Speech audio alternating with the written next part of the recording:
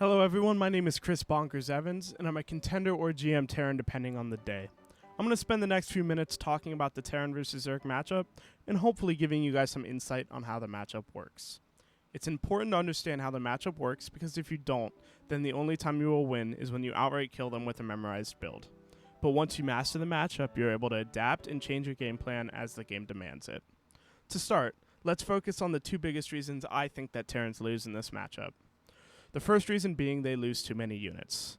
All of the builds we're currently doing, whether it be the double reactor 111 or the Maru 16 Marine stim drop, or even a Tankovac 3cc build, are all designed to allow you to deal damage without taking any. The idea being you kill drones or units for free, therefore making your next big 1-1 or 2-2 timing stronger, because the Zerg has to replenish whatever they lost. It's very important that as you play Terran vs. Zerg, you keep as many units of yours alive as you can.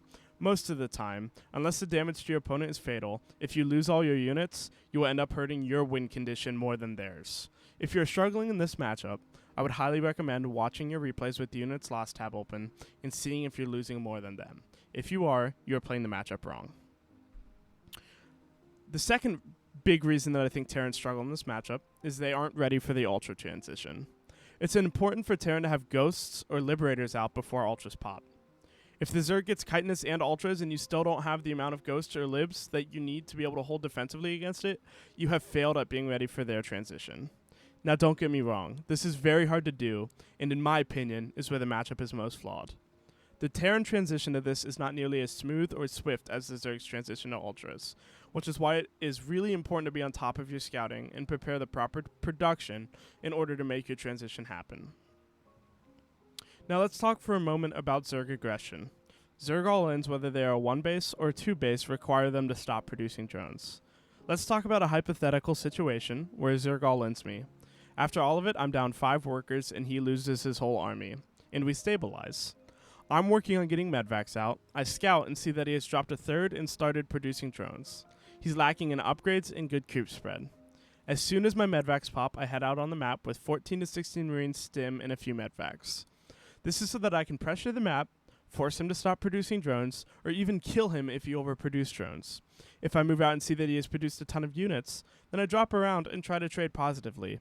And hopefully my next push is successful because he didn't have the drones he needed to keep up with my production, because he overproduced units against the 14 to 16 Marines.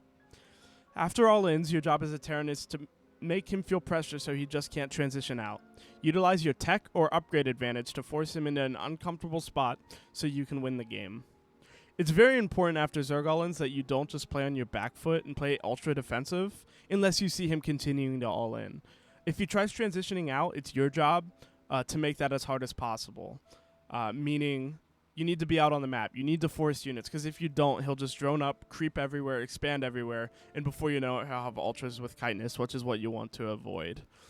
I know this was a short video, but I hope you guys learned something, and I hope to be doing more in-depth videos in the future. As always, feel free to check out my stream at twitch.tv/bonkers1, and this has been Terran vs. Zerg in 3 minutes. Thanks.